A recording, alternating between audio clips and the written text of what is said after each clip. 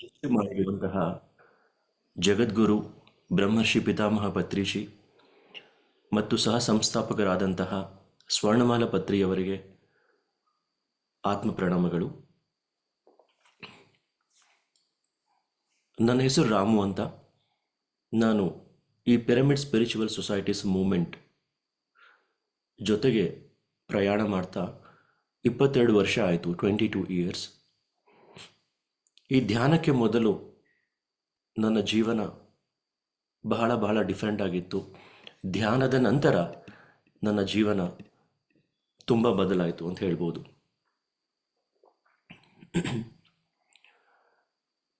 ಧ್ಯಾನಕ್ಕಿಂತ ಮೊದಲು ನನ್ನ ಜೀವನ ಹೆಂಗಿತ್ತು ಅಂದರೆ ಬಹಳ ಒಂದು ದುಃಖ, ಲೈಫಲ್ಲಿ ತುಂಬ ಕನ್ಫ್ಯೂಷನ್ಸ್, ಏನು ಮಾಡಬೇಕು ಗೊತ್ತಿಲ್ಲ, ಏನು ಡಿಸಿಷನ್ ತಗೋಬೇಕು ಗೊತ್ತಿಲ್ಲ, ಮನೆಯಲ್ಲಿ ತುಂಬ ಅಶಾಂತಿ, ಯಾವಾಗಲೂ ಜಗಳ. ಏನೇ ಒಂದು ಕೆಲಸ ಮಾಡಿದ್ರೇನು ನಮ್ಮ ಫಾದರ್ ಅದರಲ್ಲಿ ಲಾಸ್ ಆಗ್ತಾ ಇತ್ತು. ನಾನು ಎಷ್ಟೇ ಓದಿದ್ರೇನು ತಲೆಗೆ ಹೋಗ್ತಾ ಇದ್ದಿಲ್ಲ. ನಮ್ಮ ತಾಯಿಗೆ ಮೈಗ್ರೇನ್ ತಲೆನೋವು, ಭಾಳ ಹೆಲ್ತ್ ಇಶ್ಯೂಸ್, ಮನೇಲಿ ದುಡ್ಡಿಲ್ಲ. There are so many problems. ಎಷ್ಟೋ ಒಂದು ಸಮಸ್ಯೆಗಳಿಂದ ನರಳುತ್ತಾ ಇದ್ವಿ ನಾವು. ಎಷ್ಟೋ ಒಂದು ಟೆಂಪಲ್ಸ್ಗೆ ಹೋಗ್ತಾ ಇದ್ದೀವಿ.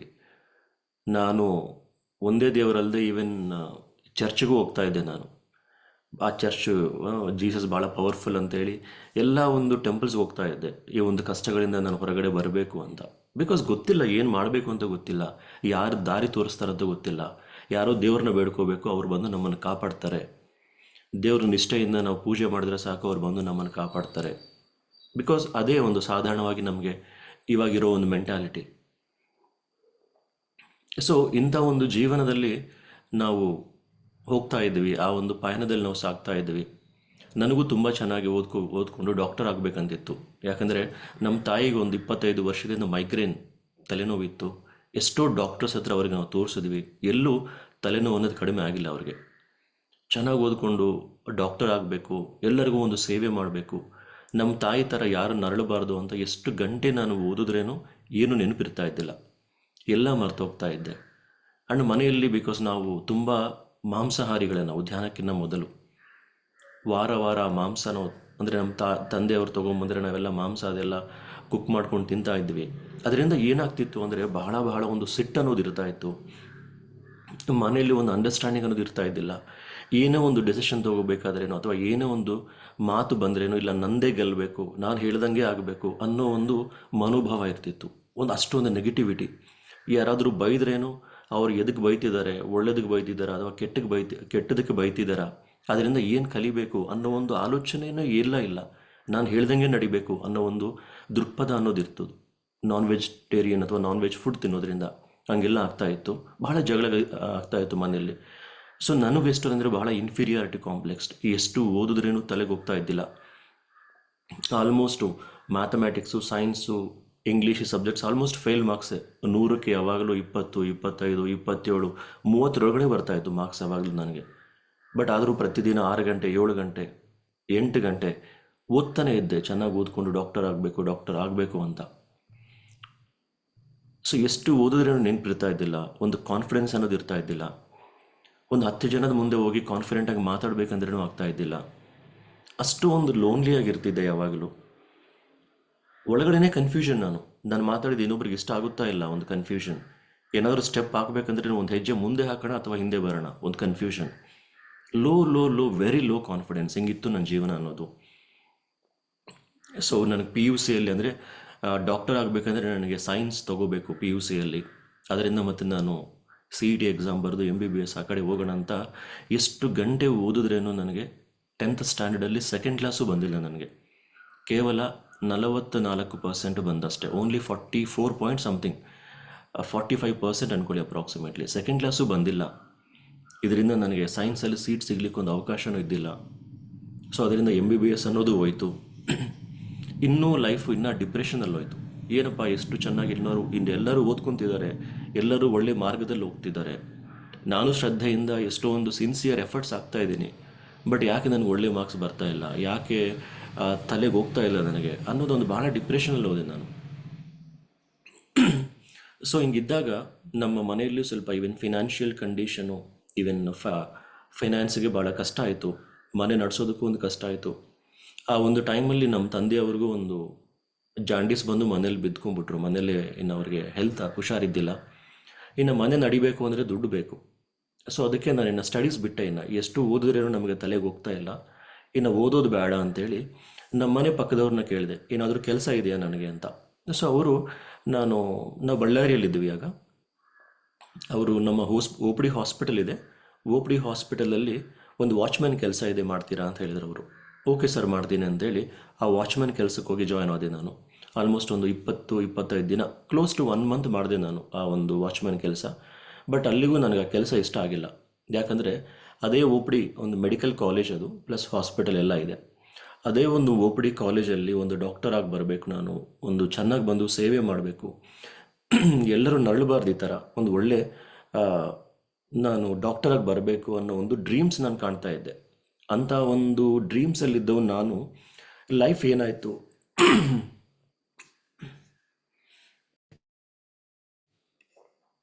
ಲೈಫ್ ಎಲ್ಲ ಕಂಪ್ಲೀಟ್ ಟರ್ನ್ ಆಯ್ತಲ್ಲ. ಒಂದು ವಾಚ್ಮನ್ ಆಗಿ ನಾನು ಬಂದು ಸೇರಿಕೊಂಡೆ. ನನ್ನ ಲೈಫ್ ಹಿಂಗೆ ಆಯಿತು, ಯಾಕೆ ಹಿಂಗೆ ಆಯಿತು ಅನ್ನೋದು ಇನ್ನೂ ಒಂದು ಡಿಪ್ರೆಷನ್ ನನಗೆ ಇನ್ನೂ ಮಲ್ಟಿಪಲ್ ಟೈಮ್ಸ್ ಅದು ಸ್ಟಾರ್ಟ್ ಆಗ್ತಾ ಬಂತು.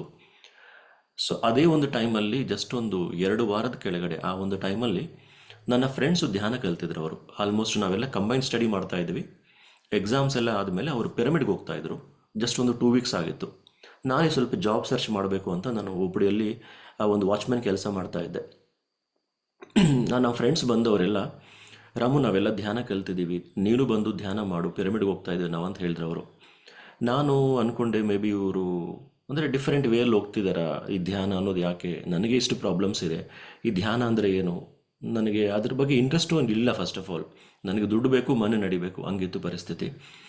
ಇಲ್ಲ ಎಲ್ಲ ಫ್ರೀಯಾಗಿ ಹೇಳ್ಕೊಡ್ತಾರೆ ಧ್ಯಾನ, ನೀನು ಬಾ ಒಂದ್ಸಲ ಬಂದು ನೀನು ಟ್ರೈ ಮಾಡು, ಅದಕ್ಕೆ ರೂಲ್ಸ್ ಆ್ಯಂಡ್ ರಿಸ್ಟ್ರಿಕ್ಷನ್ಸ್ ಏನೂ ಇಲ್ಲ, ಮುಖ್ಯವಾಗಿ ದುಡ್ಡು ತೊಗೊಳ್ಳಲ್ಲ ಅವರು, ನೀನು ಏನು ಪೇ ಮಾಡಬೇಕಿಲ್ಲ ಅಂತ ಹೇಳಿದರು. ಓಕೆ, ಇಷ್ಟು ಫೋರ್ಸ್ ಮಾಡ್ತಿದ್ದಾರೆ ಫ್ರೆಂಡ್ಸ್, ಹೋಗಿ ನೋಡೋಣ ಅಂತೇಳಿ ನಾನು 2002 ಅಲ್ಲಿ ಫಸ್ಟ್ ಟೈಮ್ ನಾನು ಪಿರಮಿಡ್ಗೆ ಎಂಟ್ರಾದೆ. ಬಳ್ಳಾರಿಯಲ್ಲಿ ಪತಾಂಜಲಿ ಪಿರಮಿಡ್ ಅಂತಿದೆ, ಅಲ್ಲಿ ಧ್ಯಾನ ಕಲಿತೆ ನಾನು ಫಸ್ಟ್ ಡೇನೆ. ಆ ಫಸ್ಟ್ ಡೇ ಹೋದ ತಕ್ಷಣ ನಮಗೆ ಅಲ್ಲಿ ಪಂಪಾರೆಡ್ಡಿ ಅಂತ ಮಾಸ್ತರ್ ಇದ್ದಾರೆ, ಅವ್ರು ಧ್ಯಾನ ಹೆಂಗೆ ಮಾಡಬೇಕು ಅಂತ ಹೇಳಿದ್ರು.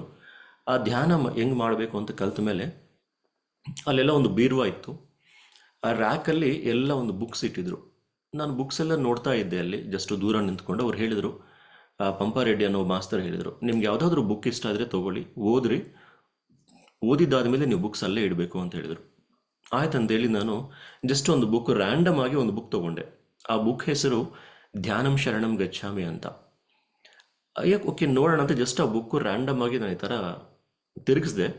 ಕರೆಕ್ಟು ಒಂದು ಟಾಪಿಕ್ ಬಂತು. ಆ ಟಾಪಿಕ್ ಏನಂದರೆ, ಒಂದು ಕಡೆ ಮಾಂಸಾಹಾರ ಅಂತಿದೆ, ಇನ್ನೊಂದು ಕಡೆ ಮೊಟ್ಟೆ ಅಂತಿದೆ. ಸೊ ಈ ಮೊಟ್ಟೆ ತಿಂದರೆ, ಮಾಂಸಾಹಾರ ಸೇವನೆ ಮಾಡಿದ್ರೆ, ನಾವು ಮಾಂಸಾಹಾರ ತಿಂದರೆ ಎಷ್ಟು ತಪ್ಪು ಮಾಡ್ತಾ ಇದ್ದೀವಿ ನಾವು ಅನ್ನೋದು ಆ ಬುಕ್ಕಿಂದ ಗೊತ್ತಾಯಿತು. ನಾನು ಓದಿದ್ದು ಒಂದು 4 ಪೇಜ್ ಅಷ್ಟೇ. ಆ ಮೊಟ್ಟೆ ಬಗ್ಗೆ ಒಂದು 2 ಪೇಜ್ ಇತ್ತು, ಮಾಂಸಾಹಾರದ ಬಗ್ಗೆ ಒಂದು 2 ಪೇಜ್ ಇತ್ತು ಅಷ್ಟೇ. ಅವಾಗ ಯಾಕೋ ಸ್ಟ್ರಾಂಗ್ ಆಗಿ ಅನಿಸ್ತು ನನಗೆ ಒಳಗಡೆಯಿಂದ, ನಾನು ಭಾಳ ಪಾಪ ಮಾಡ್ತಿದ್ದೀನಿ ಈ ಮಾಂಸಾಹಾರ ತಿಂದು, ಎಷ್ಟೋ ಜೀವಿಗಳನ್ನು ನಾನು ಕೊಂದು ತಿಂದು ಎಷ್ಟೋ ಒಂದು ಪಾಪ ಮಾಡ್ತಿದ್ದೀನಿ, ಇದನ್ನು ಸ್ಟಾಪ್ ಮಾಡಬೇಕು. ನಾನು ಇಷ್ಟು ಒಂದು ನರಳ್ತಾ ಇದ್ದೀನಿ ಲೈಫಲ್ಲಿ, ಇಷ್ಟು ಒಂದು ಪ್ರಾಬ್ಲಮ್ಸ್ ಅನುಭವಿಸ್ತಿದ್ದೀನಿ ಅಂದರೆ ಮೇ ಬಿ ಮಾಂಸಾಹಾರ ತಿನ್ನೋದು ಒಂದು ಕಾರಣ ಆಗಿರಬಹುದು ಅಂತ ಒಂದು ಸ್ಟ್ರಾಂಗ್ ಗಟ್ ಫೀಲ್ ಬಂತು ಒಳಗಡೆಯಿಂದ, ಯಾಕೋ ಗೊತ್ತಿಲ್ಲ. ಸೊ ಅವತ್ತೇ ಡಿಸಿಷನ್ ತೊಗೊಂಡೆ, ಬೇಡ ಇನ್ನು ಮಾಂಸಾಹಾರ ತಿನ್ನೋದೇ ಬೇಡ ಅಂತೇಳಿ ಅವತ್ತೇ ನಾನು ಮೊಟ್ಟೆ ಸಮೇತ ತಿನ್ನೋದು ಬಿಟ್ಟೆ ನಾನು. ಬಟ್ ಆದರೂ ಪಿರಮಿಡ್ಗೆ ಹೋಗ್ತಾ ಇದ್ದೆ, ಬಹಳ ಇರ್ರೆಗ್ಯುಲರ್ ಆಗಿದ್ದೆ, ರೆಗ್ಯುಲರಾಗಿ ಮಾಡ್ತಾ ಇದ್ದಿಲ್ಲ ಮೆಡಿಟೇಷನ್ ನಾನು. ಯಾಕಂದರೆ ಕೆಲವರು ಒಂದು ಅನುಭವಗಳು ಇನ್ಸ್ಪೈರ್ ಆಗಿದ್ದರೆ, ಇನ್ನು ಕೆಲವರ ಅನುಭವಗಳು ಅಷ್ಟೇ ಒಂದು ಡೌಟ್ಫುಲ್ ಆಗಿರ್ತಾ ಇತ್ತು. ಕೆಲವರೆಲ್ಲ ಧ್ಯಾನ ಮಾಡಿದಾಗ ನನ್ನ 3ನೇ ಕಣ್ಣು ಓಪನ್ ಆಯಿತು ಅಂತ ಕೆಲವರು ಹೇಳ್ತಾ ಇದ್ರು. ಕೆಲವರು ನನಗೆ, ಸರ್ ನಾನು ಆ ಲೋಕಕ್ಕೆ ಹೋಗಿದ್ದೆ, ಈ ಲೋಕಕ್ಕೆ ಹೋಗಿದ್ದೆ ಅಂತ ಕೆಲವರು ಹೇಳ್ತಾ ಇದ್ರು. ಕೆಲವರು ನನಗೆ, ಸರ್ ನನ್ನ ಕ್ಯಾನ್ಸರ್ ಎಲ್ಲ ಕ್ಯೂರ್ ಆಗಿದೆ ಅಂತ ಕೆಲವರು ಹೇಳ್ತಾ ಇದ್ರು. ಕೆಲವು ಸ್ಟೂಡೆಂಟ್ಸ್ ಎಲ್ಲ, ಸರ್ ನಾನು ಧ್ಯಾನ ಕೂತ್ಕೊಂಡಾಗ ನನಗೆ ಕ್ವೆಶನ್ ಪೇಪರ್ ಎಲ್ಲ ಕಾಣಿಸ್ತು ಅಂತ ಕೆಲವರು ಹೇಳ್ತಾ ಇದ್ರು. ನನಗೆ ಭಾಳ ಆಶ್ಚರ್ಯ ಆಗ್ತಿತ್ತು ಇಂಥವೆಲ್ಲ. ಇದೆಲ್ಲ ನಿಜ ನಡೆಯುತ್ತಾ? ಧ್ಯಾನ ಮಾಡಿದ್ರೆ ನಿಮಗೊಂದು ನೆಮ್ಮದಿ ಸಿಗಬಹುದು, ಒಂದು ಒಳ್ಳೆಯ ಆರೋಗ್ಯ ಸಿಗ್ಬೋದು, ಒಂದು ಕಾನ್ಫಿಡೆನ್ಸ್ ಬರ್ಬೋದು, ಇವೆಲ್ಲ ಓಕೆ. ಡಿಸ್ಟರ್ಬೆನ್ಸು ಇದೆಲ್ಲ ನಿಮಗೆ ಕಡಿಮೆ ಆಗಬಹುದು. ಬಟ್ ಬೇರೆ ಲೋಕಕ್ಕೆ ಹೋಗೋದು, ಬೇರೆ ಲೋಕಗಳನ್ನು ನೋಡೋದು, ಬೇರೆ ಮಾಸ್ತರ್ಸ್ ನಿಮ್ಮ ಕಣ್ಣು ಮುಚ್ಕೊಂಡಾಗ ಅವ್ರು ಬಂದು ಕಾಣಿಸೋದು, ಇವೆಲ್ಲ ನಿಜನಾ, ಅಥವಾ ಇವರು ಏನಾದರೂ ಮತ್ತೆ ಡೈವರ್ಟ್ ಮಾಡ್ತಿದ್ದಾರಾ, ಮೈಂಡ್ ವಾಶ್ ಮಾಡ್ತಿದ್ದಾರಾ ಅನ್ನೋ ಒಂದು ಪ್ರಶ್ನೆ ಕಾಡ್ತಾ ಇತ್ತು ನನಗೆ. ಬಟ್ ಬಹಳಷ್ಟು ಮಾಸ್ತರ್ಸ್ ನಾವು ಕೇಳಿದಾಗ, ಕೆಲವು ಮಾಸ್ತರ್ಸು ಹೇಳೋದು ನಮಗೆ ಅನಿಸ್ಬಿಡುತ್ತೆ.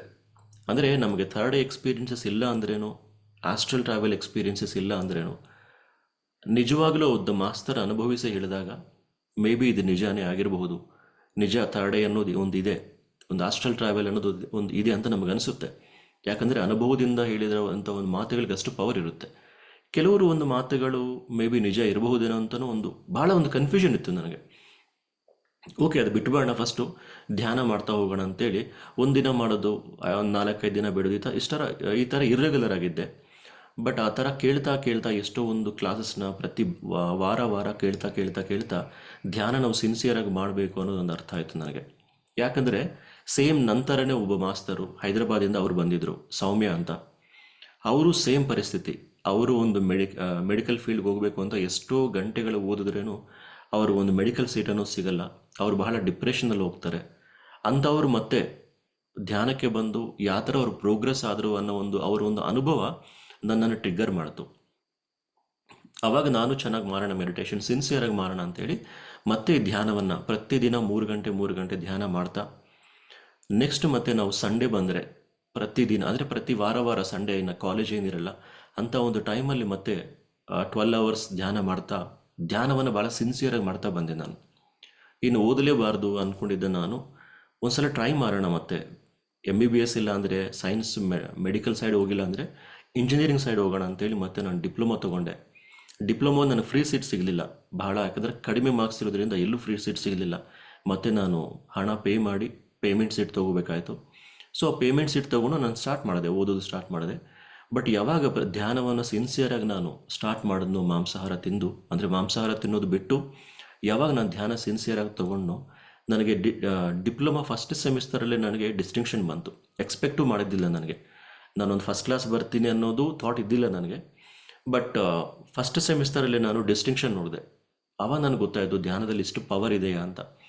ಯಾವಾಗ ನನಗೆ ಫಸ್ಟ್ ಸೆಮಿಸ್ಟರಲ್ಲಿ ಡಿಸ್ಟಿಂಕ್ಷನ್ ಬಂತು, 2002 ಇಂದನೇ ನಾನು ಪ್ರತಿ ವಾರ ಬಳ್ಳಾರಿಯಲ್ಲೆಲ್ಲ ಸ್ಕೂಲ್ಸು ಕಾಲೇಜಸ್ಗೆ ಟೀಚ್ ಮಾಡಬೇಕು, ಈ ಒಂದು ಧ್ಯಾನ ಎಲ್ಲರಿಗೂ ತಿಳಿಸಬೇಕು, ಎಲ್ಲ ಸ್ಟೂಡೆಂಟ್ಸ್ಗೆ ತಿಳಿಸಬೇಕು ಅಂತ ಅಂದಿನಿಂದ ನಂದು ಧ್ಯಾನ ಪ್ರಚಾರ ಅನ್ನೋದು ಸ್ಟಾರ್ಟ್ ಆಯಿತು.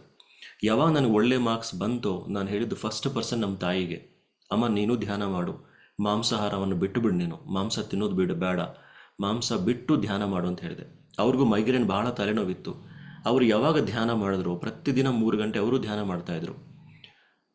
ಯಾವಾಗ ಈ ಥರ ಧ್ಯಾನ ಮಾಡಲಿಕ್ಕೆ ಶುರು ಮಾಡಿದ್ರು, ಕೇವಲ 3 ತಿಂಗಳಲ್ಲಿ ಅವ್ರಿಗೆ ಆಲ್ಮೋಸ್ಟ್ 25 ಇಯರ್ಸ್ ಇಂದ ಇರುವಂತಹ ಒಂದು ಮೈಗ್ರೇನ್ ಕಂಪ್ಲೀಟ್ ಆಗೋಯ್ತು. 3 ತಿಂಗಳಲ್ಲಿ ಮೈಗ್ರೇನ್ ಹೋಯಿತು. ಅವರು ಕಂಪ್ಲೀಟಾಗಿ ಬಹಳ ಹೆಲ್ದಿಯಾಗಿ ತಯಾರಾದರು. ಸೊ ನಮ್ಮಿಬ್ಬರನ್ನ ನೋಡಿ ಮತ್ತೆ ನಮ್ಮ ತಂದೆಯವರು, ಅರೆ ಇವರೇ ಬಿಟ್ಟಿದ್ದಾರೆ ಮಾಂಸಾಹಾರ, ನಾನಾಗಿ ಬಿಡಬಾರ್ದು ಅಂತ ಅವರು ಮಾಂಸಾಹಾರ ಬಿಟ್ಟರು. ಈ ಥರ ಒಬ್ಬೊಬ್ರು ವೆಜಿಟೇರಿಯನಾಗಿ ಕನ್ವರ್ಟ್ ಆದರು. ನಮ್ಮ ಫ್ಯಾಮಿಲಿಯಲ್ಲಿ ಮತ್ತೆ ಒಂದು ಹೊಸ ವಾತಾವರಣ ಅನ್ನೋದು ಸೃಷ್ಟಿ ಆಯಿತು. ಒಳ್ಳೆ ಅಂಡರ್ಸ್ಟ್ಯಾಂಡಿಂಗ್ ಅನ್ನೋದು ಬೆಳೀತು. ನಮ್ಮಪ್ಪ ಅವರು ಸಿಟ್ಟು ಅನ್ನೋದು ಕಡಿಮೆ ಆಯಿತು. ನ್ಯಾಚುರಲಿ ನನ್ನಲ್ಲಿ ಆ ಸಿಟ್ಟು ಅನ್ನೋದು ಕಡಿಮೆ ಆಯಿತು. ಯಾರಾದರೂ ಬೈದ್ರೇನೋ ಯಾಕೆ ಬೈತಿದ್ದಾರೆ ಇವರು, ಒಳ್ಳೇದಕ್ಕೆ ಬೈತಿದ್ದಾರೆ ಅಥವಾ ಕೆಟ್ಟದಕ್ಕೆ ಬೈತಿದ್ದಾರಾ, ಇದರಿಂದ ನಾನು ಏನು ಕಲಿಬಹುದು, ಅಥವಾ ಅವ್ರ ಬೈಗಳನ್ನು ನಾನು ತಗೋಬೇಕಾ ಅಥವಾ ಬಿಡಬೇಕಾ, ಇಷ್ಟು ಒಂದು ಇಂಟರ್ನಲ್ ಥಿಂಕಿಂಗ್ ಅನ್ನೋದು ಈ ಧ್ಯಾನ ಮಾಡೋದ್ರಿಂದ ಸ್ಟಾರ್ಟ್ ಆಯಿತು. ಸೊ ಡಿಪ್ಲೊಮಾ ಫಸ್ಟ್ ಸೆಮಿಸ್ಟರ್ ನನಗೆ ಡಿಸ್ಟಿಂಕ್ಷನ್ ಬಂತು, ಪ್ರತಿ ಸೆಮಿಸ್ಟರ್ ಡಿಸ್ಟಿಂಕ್ಷನ್ ಬಂತು. ನೆಕ್ಸ್ಟ್ ಮತ್ತು ಇಂಜಿನಿಯರಿಂಗು ಫ್ರೀ ಸೀಟ್ ಸಿಕ್ತು. ಅದಾದಮೇಲೆ ನೆಕ್ಸ್ಟ್ ಮತ್ತೆ ಬ್ಯಾಂಗ್ಳೂರಿಗೆ ಜಾಬ್ಗೆ ಬಂದೆ ನಾನು 2010. ಸೊ ಅವತ್ತಿನಿಂದ ಇವತ್ತಿನವರೆಗೂ ಒಂದು IT ಕಂಪನಿಯಲ್ಲಿ ನಾನು ಒಂದು ಟಾಪ್ ಮೋಸ್ಟ್ IT ಕಂಪನಿಗಳಲ್ಲಿ ಕೆಲಸ ಮಾಡ್ತಾ ಇವತ್ತು PMC ಕನ್ನಡ ಚಾನಲಲ್ಲೂ ಒಂದು ವಾಲಂಟಿಯರ್ ಆಗಿ ನಾನು ಒಂದು ಧ್ಯಾನ ಪ್ರಚಾರ ಮಾಡ್ತಾ ಇದ್ದೇನೆ ಫ್ರೆಂಡ್ಸ್. ಇದಕ್ಕೆಲ್ಲ ಕಾರಣ ಏನು ಅಂದರೆ ನಮ್ಮ ಒಂದು ಧ್ಯಾನ ಸಾಧನೆ ಆ್ಯಂಡ್ ಗ್ರೇಟ್ ಮಾಸ್ಟರ್ ಬ್ರಹ್ಮರ್ಷಿ ಪತ್ರಿಜಿಯವರ ಮಾರ್ಗದರ್ಶನ. ಯಾಕಂದರೆ ಅಂಥ ಗುರು ನಮಗೆ ಸಿಗಬೇಕು ಅಂದರೆ ಎಷ್ಟೋ ಜನ್ಮಗಳ ಪುಣ್ಯ ಮಾಡಿದ್ರೇ ಅಂಥ ಒಂದು ಗುರು ನಮಗೂ ಸಿಗ್ತಾರೆ. ಬಹಳಷ್ಟು ಜನ ಅಂದ್ಕೊಂಡಿರ್ಬೋದು, ಸರ್ ನಾವು ಪತ್ರಿ ಸರ್ನ ನೋಡಿಲ್ಲ ಸರ್, ಅವರ ನಾವು ಭೇಟಿ ಆಗಲಿಲ್ಲ, ಅವ್ರ ಹತ್ರ ನಾವಿಲ್ಲ ಅಂದ್ಕೊಂಡಿರ್ಬೋದು. ಬಟ್ ಆದರೂ ಪತ್ರಿ ಸರ್ ಅಂದರೆ ಕೇವಲ ಒಂದು ಫಿಸಿಕಲ್ ಫಾರ್ಮ್ ಅಲ್ಲ, ಕೇವಲ ಒಂದು ಭೌತಿಕ ಶರೀರ ಅಲ್ಲ. ಪತ್ರಿಜಿಯವರು ಹೇಳಿರುವಂತಹ ಒಂದು ಮಾತುಗಳು ಏನಿದೆ, ಪತ್ರಿಜಿಯವರು ಹೇಳಿರುವಂತಹ ಒಂದು ಆನಾಪಾನಸತಿ ಧ್ಯಾನವನ್ನು ನಾವು ಗಟ್ಟಿಯಾಗಿ ಹಿಡ್ಕೊಂಡಾಗ ನಾವು ಪತ್ರಿಜಿಯವ್ರ ಜೊತೆ ಇದ್ದಂಗೆ ಮಾಸ್ಟರ್ಸ್, ದಯವಿಟ್ಟು ನೆನ್ಪಿಟ್ಕೊಳ್ಳಿ. ಸೊ ಈ ಥರ ನನ್ನ ಒಂದು ಜೀವನ ಸಾಕ್ತು. ಯಾವಾಗ ನಾವು ಮಾಂಸಾಹಾರವನ್ನು ಬಿಟ್ಟು ಸಸ್ಯಾಹಾರಿಗಳಾಗಿ ಧ್ಯಾನ ಮಾಡ್ತಾ ಬಂದ್ವಿ, ಪ್ರತಿಯೊಂದು ನನಗೆ ಅಂಡರ್ಸ್ಟ್ಯಾಂಡಿಂಗ್ ಅನ್ನೋದು ಬೆಳೀತು. ಫ್ಯಾಮಿಲಿಯಲ್ಲಿ ಒಂದು ಗ್ರೇಟ್ ಅಂಡರ್ಸ್ಟ್ಯಾಂಡಿಂಗ್, ತುಂಬ ಅಂದರೆ ಒಳ್ಳೆ ವಾತಾವರಣ ಅನ್ನೋದು ಸೃಷ್ಟಿ ಆಯಿತು ನನಗೆ. ಸೊ ಈ ಥರ ನನಗೆ ಧ್ಯಾನ ಪ್ರಚಾರ ಸ್ಕೂಲ್ಸ್ಗೆ ಎಲ್ಲ ಪ್ರತಿ ಕಡೆಗೂ ಹೋಗಬೇಕು, ಪ್ರಪಂಚಕ್ಕೆಲ್ಲ ಧ್ಯಾನ ಹೋಗಬೇಕು, ಈ ಒಂದು ಧ್ಯಾನ ಅನ್ನೋದು ಎಲ್ಲ ಕಡೆ ಸ್ಪ್ರೆಡ್ ಮಾಡಬೇಕು ಅಂತ ನನ್ನ ಡಿಪ್ಲೊಮೊ ಫಸ್ಟ್ ಸೆಮಿಸ್ಟರಿಂದ ಅನಿಸ್ತಾ ಇತ್ತು. ಸೊ ಅವಾಗ ನಮ್ಮ ಫ್ರೆಂಡ್ಸ್ ನಾವೆಲ್ಲ ಹೊಸದಾಗಿ, ಅಂದರೆ ನಾವೆಲ್ಲ ಒಂದು ಬ್ಯಾಚ್ ಸ್ಟಾರ್ಟ್ ಆಗಿತ್ತು ಧ್ಯಾನ ಪ್ರಚಾರಕ್ಕೆಲ್ಲ ಒಟ್ಟಿಗೆ ಸೇರಿ ನಾವು ಧ್ಯಾನ ಮಾಡ್ತಿದ್ವಿ. ಅದರಲ್ಲಿ ನಮ್ಮ ಮಾಸ್ತರ್, ಗ್ರೇಟ್ ಮಾಸ್ತರ್ ಚನ್ನಬಸವ ಅವರೊಬ್ಬರು. ಸೊ ಚನ್ನಬಸವ ಅಂತ ಬಳ್ಳಾರಿಯಲ್ಲಿ ರಾಮು, ಕೃಷ್ಣ, ಬಹಳಷ್ಟು ಮಾಸ್ತರ್ಸ್ ಇದ್ದಾರೆ, ಮಂಜುನಾಥ್ ಇವರೆಲ್ಲ. ಸೊ ಇವರೆಲ್ಲ ನಾವು ಒಟ್ಟಿಗೆ ಬಳ್ಳಾರಿಯಲ್ಲಿ ಧ್ಯಾನ ಸ್ಟಾರ್ಟ್ ಮಾಡಿ ಪ್ರತಿ ವಾರ ವಾರ ಹಂಪಿಗೆ ಹೋಗ್ತಾ ಇದ್ವಿ. ಹಂಪಿಗೆ ಹೋಗಿ ಧ್ಯಾನ ಪ್ರಚಾರ ಮಾಡಿದ್ರೆ ಎಲ್ಲ ಫಾರಿನರ್ಸ್ಗೆ ಧ್ಯಾನ ಮುಟ್ಟುತ್ತೆ, ಆ ಫಾರಿನರ್ಸ್ ಹೋಗಿ ಅವ್ರ ದೇಶದಲ್ಲಿ ಧ್ಯಾನ ಪ್ರಚಾರ ಮಾಡ್ಕೊತಾರೆ ಅಂತ ಪ್ರತಿ ವಾರ ಧ್ಯಾನ ಪ್ರಚಾರ ಮಾಡ್ತಾ ಇದ್ವಿ. ಸೊ ಇದೇ ಥರ ಕಂಟಿನ್ಯೂ ಆಗ್ತಾ ಇತ್ತು. ನೆಕ್ಸ್ಟ್ ಮತ್ತೆ 2010 ಬ್ಯಾಂಗ್ಳೂರಿಗೆ ಬಂದಾಗ ಮತ್ತೆ ಆ ಒಂದು ಕನೆಕ್ಟಿವಿಟಿ ಅನ್ನೋದು ನನಗೆ ಹೋಯಿತು. ಸೊ ಬ್ಯಾಂಗ್ಳೂರಲ್ಲಿ ಮತ್ತೆ ಇಲ್ಲಿ ಕಾಲೇಜಸ್ಸು, ಸ್ಕೂಲ್ಸು ಟೀಚ್ ಮಾಡ್ತಾ ಇದ್ವಿ. ಮತ್ತು 2019 ಪತ್ರಿಜಿ ಅವರು PMC ಕನ್ನಡಕ್ಕೆ ಬಂದಿದ್ದರು. PMC ಕನ್ನಡ ಚಾನಲ್ ಸ್ಟಾರ್ಟ್ ಮಾಡಬೇಕು ಅಂತ ಒಂದು ಆಲೋಚನೆ ಸ್ಟಾರ್ಟ್ ಆಯಿತು. ಮತ್ತು ಅದಕ್ಕೆ ಆ, ಪ್ರದೀಪ್ ಅಂತಿದ್ದಾರೆ MD. ಸೊ ಆ ಪ್ರದೀಪ್, ಬಹಳಷ್ಟು ಒಂದು ಮಾಸ್ತರ್ಸು ಆ ಒಂದು PMC ಕನ್ನಡ ಚಾನಲ್ನ ಸ್ಟಾರ್ಟ್ ಮಾಡಿದಾಗ ಅದರಲ್ಲೂ ಕೆಲಸ ಮಾಡುವಂಥ ಒಂದು ಸೌಭಾಗ್ಯ ನನಗೆ ಸಿಕ್ತು. ಯಾಕಂದರೆ ಯದ್ಭಾವಂ ತದ್ಭವತಿ ಅಂತ ಹೇಳ್ತಾರೆ. ನಮ್ಮ ಆಲೋಚನೆಗಳು ಹೆಂಗಿರುತ್ತೋ ನಮ್ಮ ಲೈಫ್ ಹಂಗೆ ಡಿಸೈನ್ ಆಗ್ತಾ ಹೋಗುತ್ತೆ. ನನಗೆ ಯಾವಾಗಲೂ ಇತ್ತು ಈ ಧ್ಯಾನ ಅನ್ನೋದು ಕೇವಲ ಕರ್ನಾಟಕಕ್ಕೆ ಮಾತ್ರ ಅಲ್ಲ, ಕೇವಲ ಸ್ಟೂಡೆಂಟ್ಸ್ಗೆ ಮಾತ್ರ ಅಲ್ಲ, ಪ್ರತಿಯೊಬ್ಬರಿಗೂ ಸಲ್ಲಬೇಕು, ಪ್ರತಿಯೊಬ್ಬರಿಗೂ ಈ ಧ್ಯಾನ ಅನ್ನೋದು ರೀಚ್ ಆಗಬೇಕು, ಎಲ್ಲ ಪ್ರಪಂಚಕ್ಕೆಲ್ಲ ಈ ಧ್ಯಾನ ಹೋಗಬೇಕು ಅಂತ ಒಂದು ಆಸೆ ಯಾವಾಗಿಂದನೂ ಇತ್ತು ನನಗೆ, ಇವಾಗಲೂ ಇದೆ, ಮೇ ಬಿ ಅದು ಯಾವತ್ತಿಗೂ ಇರುತ್ತೆ. ಸೊ ಈ ಒಂದು ಆಲೋಚನೆಯಿಂದನೇ ನನಗೆ PMC ಕನ್ನಡದಲ್ಲಿ ಒಂದು ಕೆಲಸ ಮಾಡುವಂಥ ಒಂದು ಅವಕಾಶ ಸಿಕ್ತು. ಸೊ ಇವಾಗ ಏನಾಗ್ತಿದೆ ಅಂದರೆ ಪ್ರತಿಯೊಂದು ಎಕ್ಸ್ಪೀರಿಯನ್ಸಸ್ ಆಗಲಿ, ಪ್ರತಿಯೊಂದು ವಿಡಿಯೋಸ್ ಆಗಲಿ ಕಂಪ್ಲೀಟ್ ವರ್ಲ್ಡ್ಗೆಲ್ಲ ಹೋಗ್ತಾ ಇದೆ ಇವಾಗ PMC ಕನ್ನಡ ಚಾನಲಿಂದ. ಬಹಳಷ್ಟು ಚಾನಲ್ಸ್ ತೆಲುಗು ಇದೆ, ಹಿಂದಿ ಇದೆ, ಮರಾಠಿ ಇದೆ. ಸೊ ಈ ಥರ ನಾವು ಧ್ಯಾನ ಪ್ರಚಾರ ಮಾಡೋದು ಬಹಳ ಬಹಳ ನೀಡಿದೆ ಮಾಸ್ತರ್ಸ್. ಈಗ ನಾವು ಇವೆಲ್ಲ ಈಗ ಸೇರಿದ್ದೀವಿ, ನಾನು ಅನುಭವನ ನಿಮ್ಮ ಹತ್ರ ಹಂಚ್ಕೊತಿದ್ದೀನಿ. ಇದೆಲ್ಲ ಯಾಕೆ ಹಂಚ್ಕೊತಿದ್ದೀನಿ ನಾನು ಅಂದರೆ, ಈ ಒಂದು ಧ್ಯಾನವನ್ನು ಎಲ್ಲರೂ ಕರೆಕ್ಟಾಗಿ ಮಾಡಬೇಕು, ಈ ಧ್ಯಾನವನ್ನು ಗಟ್ಟಿಯಾಗಿ ಹಿಡ್ಕೋಬೇಕು, ನಮ್ಮನ್ನು ನಾವು ತಿದ್ಕೋಬೇಕು ಅಂತ. ಯಾಕಂದರೆ ಸ್ಪಿರಿಚುವಾಲಿಟಿ ಅಂದರೆ ನಾವು ಇನ್ನೊಬ್ಬರನ್ನ ಉದ್ಧಾರ ಮಾಡ್ತೀವಿ ಅಥವಾ ಇನ್ನೊಬ್ಬರಿಗೆ ನಾವು ಒಳ್ಳೇದು ಮಾಡ್ತೀವಿ ಅನ್ನೋದು ಇಲ್ಲೇ ಇಲ್ಲ. ಭಗವದ್ಗೀತೆಯಲ್ಲಿ ಕೃಷ್ಣ ಹೇಳಿದಂಗೆ ನಮ್ಮನ್ನು ನಾವೇ ಉದ್ಧಾರ ಮಾಡ್ಕೋಬೇಕು ಹೊರತು ಇನ್ನು ಯಾರು ನಮಗೆ ಉದ್ಧಾರ ಮಾಡೋಕ್ಕೆ ಯಾರು ಬರಲ್ಲ. ನಮಗೆ ಬೇರೆ ಮಾಸ್ಟರ್ಸ್,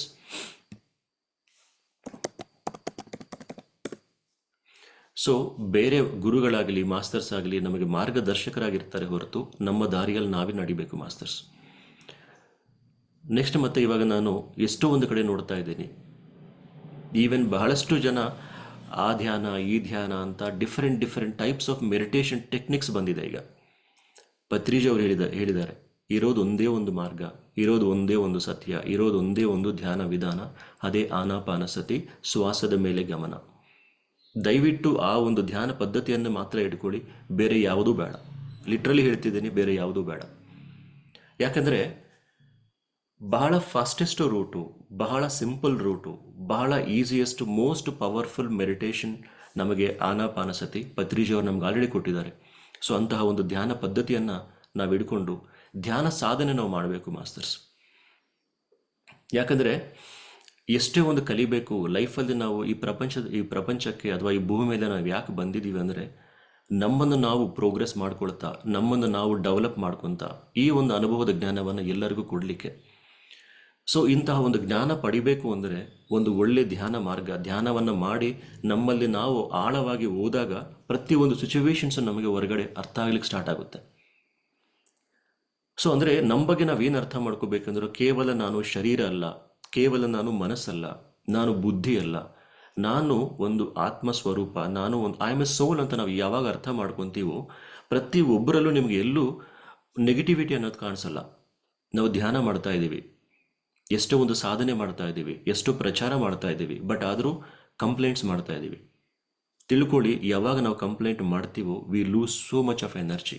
ಬಹಳ ಎನರ್ಜಿನ ನಾವು ಕಳ್ಕೊತಾ ಇರ್ತೀವಿ. ಅದರಿಂದ ಎಷ್ಟೋ ಒಂದು ಕರ್ಮಗಳನ್ನು ಮತ್ತೆ ನಾವು ಬ್ಯಾಗಲ್ಲಿ ಹಾಕ್ಕೊತಾ ಇರ್ತೀವಿ. ಸೊ ಕೇವಲ ಧ್ಯಾನ ಮಾಡೋದಲ್ಲ ಮಾತ್ರ, ಧ್ಯಾನ ಮಾಡೋದು ಮಾತ್ರ ಅಲ್ಲ, ನಮ್ಮ ಪದಗಳು ಹೆಂಗಿದೆ, ನಮ್ಮ ಆಲೋಚನೆಗಳು ಹೆಂಗಿದೆ, ಬಹಳ ನಾವು ಅಬ್ಸರ್ವ್ ಮಾಡ್ಕೊತಾ ಇರಬೇಕು. ಸೊ ಅದಕ್ಕೆ ಪತ್ರಿಜಿ ಅಥವಾ ಜೀಸಸ್ ಕ್ರೈಸ್ಟ್ ಹೇಳ್ತಾರೆ, ಜಡ್ಜ್ ಎ ನಾಟ್ ಅಂತ. ಯಾರನ್ನು ಜಡ್ಜ್ ಮಾಡೋ ಒಂದು ರೈಟ್ಸ್ ನಮಗಿಲ್ಲ. ಯಾಕಂದರೆ ಪ್ರತಿಯೊಂದು ಮಾಸ್ತರ್, ಪ್ರತಿಯೊಂದು ಸೋಲ್ ಇಸ್ ವೆರಿ ಗ್ರೇಟ್ ಸೋಲ್. ಅವ್ರ ಲೈಫ್ ಡಿಸೈನ್ ಹೆಂಗಿದೆಯೋ ಅಥವಾ ಅವರು ಒಂದು ಮೆಚುರಿಟಿ ಪ್ರಕಾರ ಅವ್ರು ಆ್ಯಕ್ಟ್ ಮಾಡ್ತಾ ಇರ್ತಾರೆ, ಅವರು ಒಂದು ಜ್ಞಾನದ ಪ್ರಕಾರ ಅವರು ಒಂದು ಲೈಫ್ ಅನ್ನೋದು ಇರ್ತಾ ಇರುತ್ತೆ. ಅವ್ರು ಹಿಂಗಿದ್ದಾರೆ ಇವ್ರು ಹಿಂಗಿದ್ದಾರೆ ಅಂತ ನಮ್ಮ ಎನರ್ಜಿ ನಾವು ವೇಸ್ಟ್ ಮಾಡಿಕೊಂಡು, ನಮ್ಮ ಧ್ಯಾನ ಶಕ್ತಿಯನ್ನು ನಾವು ವೇಸ್ಟ್ ಮಾಡಿಕೊಂಡು ಮತ್ತೆ ಹೊಸ ಕರ್ಮಗಳನ್ನು ನಾವು ಹಾಕ್ಕೊಂತ ಪ್ರೋಗ್ರೆಸ್ ಅನ್ನೋದು ನಮಗಿರಲ್ಲ ಮಾಸ್ತರ್ಸ್. ಸೊ ಆಧ್ಯಾತ್ಮಿಕತೆ ಅಂದರೆ ನಾವು ಎಷ್ಟು ಸಾಧನೆ ಮಾಡ್ತಾ ಇದ್ದೀವಿ ಪ್ರತಿದಿನ ನಮಗೆ ನಾವೇ ಸರ್ಟಿಫೈ ಮಾಡ್ಕೋಬೇಕು. ನಿನ್ನಕ್ಕಿಂತ ಇವತ್ತು ನಾನು ಚೆನ್ನಾಗಿದ್ದೀನ ಇಲ್ಲ, ನಿನ್ನೆಗಿಂತ ಇವತ್ತು ನಾನು ಖುಷಿಯಾಗಿದ್ದೀನ ಇಲ್ಲ, ನಿನ್ನೆಗಿಂತ ಇವತ್ತು ಸಾಧನೆ ಜಾಸ್ತಿ ಮಾಡ್ತಿದ್ದೀನ ಇಲ್ಲ. ಈ ಒಂದು ಕ್ವೆಶನ್ ಹಾಕ್ಕೊಂಡ್ರೆ ಉತ್ತರ ನಮ್ಮಲ್ಲೇ ಸಿಗುತ್ತೆ. ನಮ್ಮನ್ನು ಯಾರೂ ಸರ್ಟಿಫೈ ಮಾಡಬೇಕಾಗಿಲ್ಲ. There is no certification in spirituality. ಬೇರೆ ಹೊರಗಡೆಯಿಂದ ಬಂದು ನಿಮ್ಮನ್ನು ಸರ್ಟಿಫೈ ಯುವರ್ ಟ್ರೈನರ್ನೋ, ಯಾವ ಟ್ರೈನರು ಬೇಕಿಲ್ಲ ನಮಗೆ. ಸ್ವತಃ ಆತ್ಮ ಪದಾರ್ಥ ನಮ್ಮಲ್ಲೇ ಇದೆ. ಸೊ ನಮ್ಮನ್ನು ನಾವು ಕ್ವೆಶನ್ ಮಾಡಿಕೊಂಡು ನಾವು ಕರೆಕ್ಟಾಗಿ ಹೋಗ್ತಾ ಇದ್ದೀವ ಅಥವಾ ಎಲ್ಲಾದರೂ ಡೈವರ್ಟ್ ಆಗ್ತಿದ್ದೀವ.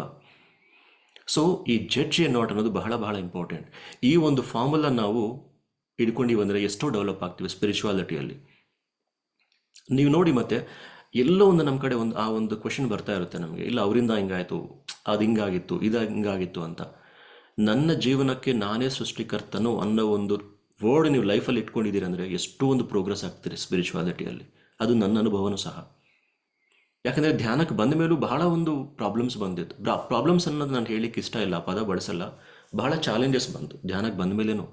ಧ್ಯಾನ ಬಂದ ತಕ್ಷಣ, ಧ್ಯಾನ ಮಾಡಿದ ತಕ್ಷಣ ನೀವು ಬಹಳ ಸುಂದರವಾಗುತ್ತೆ, ನಿಮ್ಮ ಲೈಫು ಬಹಳ ಬ್ಯೂಟಿಫುಲ್ ಆಗುತ್ತೆ ಅಂತಲ್ಲ. ಹೊರಗಡೆಯವ್ರು ನೋಡಿದಾಗ ಇವ್ರಿಗೇನಪ್ಪ ಧ್ಯಾನ ಮಾಡಿದಾಗ ಬಹಳ ಕಷ್ಟಗಳಿದೆ ಅಂತ ಅವ್ರಿಗನ್ಸುತ್ತೆ. ಬಟ್ ನಮಗೆ ಅದನ್ನು ಎಂಜಾಯ್ ಮಾಡ್ತೀವಿ ನಾವು. ಏನೇ ಒಂದು ಕಷ್ಟ ಬಂದ್ರೇನು ಅದರಿಂದ ಕಲಿತೀವಿ ನಾವು.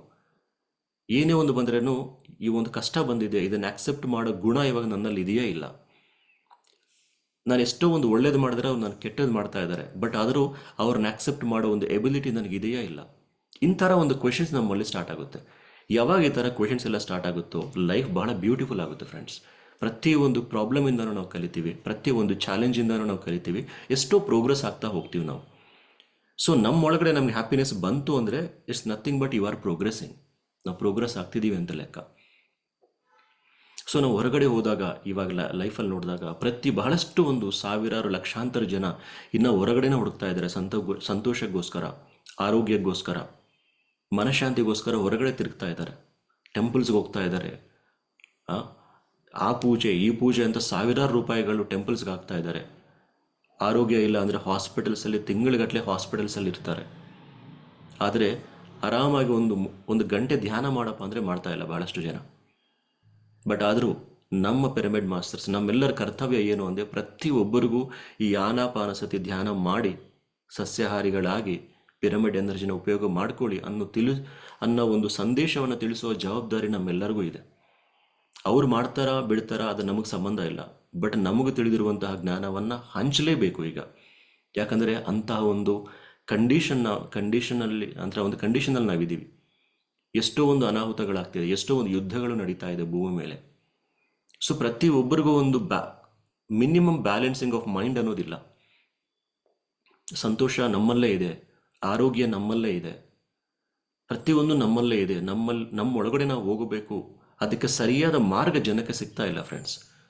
ಎಷ್ಟೋ ಒಂದು ಮಾರ್ಗಗಳಿದೆ, ಬಟ್ ಬೆಸ್ಟ್ ಮಾರ್ಗ ನಮಗೆ ಕೊಡ್ತಾ ಇರೋದು ಅಂದರೆ PSS ಮೂಮೆಂಟ್. ಪತ್ರಿಜಿಯವರು ಏನು ಕೊಟ್ಟಿದ್ದಾರೆ, ಆನಾಪಾನಸತಿ. ಎಷ್ಟೋ ಪ್ರಿನ್ಸಿಪಲ್ಸ್ ಇದೆ ಧ್ಯಾನದ ಜೊತೆಗೆ. ಸ್ವಾಧ್ಯಾಯ, ಸಜ್ಜನ ಸಾಂಗತ್ಯ, ಸೇವೆ. ಎಷ್ಟೋ ಒಂದು ಪಾಪಗಳು ಮಾಡಿರ್ತೀವಿ ನಾವು, ತಿಳಿದೋ ಅಥವಾ ಗೊತ್ತಿದ್ದು ಗೊತ್ತೇ ಇಲ್ಲದೆ ಎಷ್ಟೊಂದು ಕರ್ಮಗಳು ನಾವು ಮಾಡಿರ್ತೀವಿ, ಈ ಲೈಫಲ್ಲಾಗಿರ್ಬೋದು ಅಥವಾ ಹಿಂದಿನ ಜನ್ಮದಲ್ಲಾಗಿರ್ಬೋದು. ಅವನ್ನೆಲ್ಲ ನಾವು ಬಹಳ ಬೇಗ ಕಳ್ಕೋಬೇಕು ಅಂದರೆ PSSM ಅಲ್ಲಿ ಸೇವೆ ಮಾಡಬಹುದು. ನಾವು ಧ್ಯಾನ ಪ್ರಚಾರ ಮಾಡಬಹುದು, ಸಸ್ಯಾಹಾರ ರ್ಯಾಲಿಗಳಲ್ಲಿ ಭಾಗವಹಿಸ್ಬೋದು, ಹಣ ಇದ್ದರೆ ಪಿರಮಿಡ್ ಕನ್ಸ್ಟ್ರಕ್ಷನ್ಗೆ ಹಣ ಕೊಡಬಹುದು, ಅನ್ನದಾನ ಮಾಡಬಹುದು. ಎಷ್ಟೋ ಒಂದು ಒಳ್ಳೆ ಕಾರ್ಯಕ್ರಮಗಳನ್ನು ಮಾಡ್ತಾ ನಮ್ಮ ಕರ್ಮಗಳನ್ನು ಕಡ್ಕೊಳ್ಳಿಕ್ಕೆ ಒಂದು ಗ್ರೇಟ್ ಪ್ಲ್ಯಾಟ್ಫಾರ್ಮ್ PSSM. ಈ ಥರ ಎಷ್ಟೋ ಒಂದು ಒಳ್ಳೆ ಕಾರ್ಯಕ್ರಮಗಳು ನಾವು ಮಾಡಿಕೊಂಡು ನಮ್ಮ ಲೈಫನ್ನು ಬ್ಯೂಟಿಫುಲ್ಲಾಗಿ ನಾವು ಡಿಸೈನ್ ಮಾಡ್ಕೋಬಹುದು. ಅಂಥ ಒಂದು ಮಾರ್ಗದಲ್ಲಿ ನಾವಿದ್ದೀವಿ. ಸೊ ಪ್ರತಿಯೊಬ್ಬರು ಧ್ಯಾನವನ್ನು, ಮುಖ್ಯವಾಗಿ ಧ್ಯಾನ ಫಸ್ಟ್ ಇಂಪಾರ್ಟೆಂಟ್ ಫ್ರೆಂಡ್ಸ್. ಏನೇ ಒಂದು ನೀವು ಅರ್ಥ ಮಾಡ್ಕೋಬೇಕು, ಎಲ್ಲಿ ನೀವು ಏನೇ ಒಂದು ರಿಯಾಕ್ಷನ್ ನೀವು ತೋರಿಸಬೇಕು ಹೊರಗಡೆ ಪ್ರಪಂಚದಲ್ಲಿ, ಇನ್ನೊಬ್ಬರ ಹತ್ರ ಮಾತಾಡಬೇಕಂದ್ರೇನು, ನಿಮ್ಮ ಲೈಫ್ ಸರಿಯಾಗಿ ನೋಡ್ಕೋಬೇಕಂದ್ರೇನು, ನಿಮ್ಮ ರೆಸ್ಪಾನ್ಸಿಬಿಲಿಟಿ ನೀವು ಸರಿಯಾಗಿ ಮಾಡಬೇಕಂದ್ರೇನು, ನಿಮ್ಮ ಜೀವನದಲ್ಲಿ ಖುಷಿಯಾಗಿರ್ಬೇಕಂದ್ರೇನು, ಏನೇ ಮಾಡಬೇಕಂದ್ರೇನು, ಬೇಸ್ ಇಸ್ ಮೆಡಿಟೇಷನ್. ಯಾವಾಗ ನೀವು ಸಾಧನೆ ಚೆನ್ನಾಗಿ ಮಾಡ್ತೀರಿ, ಧ್ಯಾನ ಸಾಧನೆ ಚೆನ್ನಾಗಿ ಮಾಡ್ತೀರಿ, ಅದ್ರ ಜೊತೆಗೆ ನಿಮ್ಮನ್ನು ನೀವು ಯಾವಾಗ ಅಬ್ಸರ್ವ್ ಮಾಡಿಕೊಂಡು ನಿಮ್ಮನ್ನು ನೀವು ಕರೆಕ್ಷನ್ ಮಾಡ್ಕೊತಾ ಇರ್ತೀರಿ, ಅದ್ರ ಜೊತೆಗೆ ಧ್ಯಾನ, ಸ್ವಾಧ್ಯಾಯ ಪ್ಲಸ್ ಸೇವೆ ಇವೆಲ್ಲ ನೀವು ಆ್ಯಡ್ ಮಾಡ್ತಾ ಹೋದರೆ life will be more beautiful and more healthy. So ಇಂತಹ ಒಂದು ಮಾರ್ಗವನ್ನು ನಾವೆಲ್ಲರಿಗೂ ಕೊಡೋಣ. ಪ್ರತಿಯೊಬ್ಬರು ಈ ಒಂದು ಮಾರ್ಗವನ್ನು ಎಷ್ಟು ಆದರೆ ಅಷ್ಟು, ಝೂಮಿಂದ ಆಗಿರ್ಬೋದು, ಫಿಸಿಕಲ್ ಆಗಿ ಬೇರೆ ಪ್ಲೇಸಸ್ಗೆ ಹೋಗ್ಬೋದು, ಎಲ್ಲೇ ಕಡೆ ನಮ್ಗೆ ಎಲ್ಲೆಲ್ಲಾಗುತ್ತೋ ಅಲ್ಲೋಗಿ ಈ ಧ್ಯಾನ ಪ್ರಚಾರ ನಾವು ಮಾಡ್ತಾ ಹೋಗೋಣ ಮಾಸ್ತರ್ಸ್. ದಯವಿಟ್ಟು ತಿಳ್ಕೊಳ್ಳಿ, ಆನಾಪಾನಸತಿ ಮಾರ್ಗ ದಿ ಬೆಸ್ಟ್ ವೇ. ಇದನ್ನು ಬಿಟ್ಟು ಬೇರೆ ಯಾವೊಂದು ಧ್ಯಾನಗಳು ನಮಗೆ ಬೇಕಾಗಿಲ್ಲ. ಸೊ ಈ ಆನಾಪಾನಸತಿ ಧ್ಯಾನವನ್ನು, ಪತ್ರಿಜಿಯವರ ಜ್ಞಾನವನ್ನು ಪ್ರತಿ ಕಡೆ ಎಲ್ಲ ಕಡೆ ನಾವು ಹರಡಲಿಕ್ಕೆ ನಮ್ಮ ಒಂದು ಪ್ರಯತ್ನವನ್ನು ನಾವು ಮಾಡೋಣ. ಸೊ ಈ ಒಂದು ಅವಕಾಶವನ್ನು ನೀಡಿರುವಂತಹ ಮೈಸೂರು PSSM ಮಾಸ್ತರ್ಗೆ, ವಿನಯ್ ಅವರಿಗೆ ಎಲ್ಲರಿಗೂ ಧನ್ಯವಾದಗಳು. Thank you so much sir. Thank you so much for the opportunity. Thank you.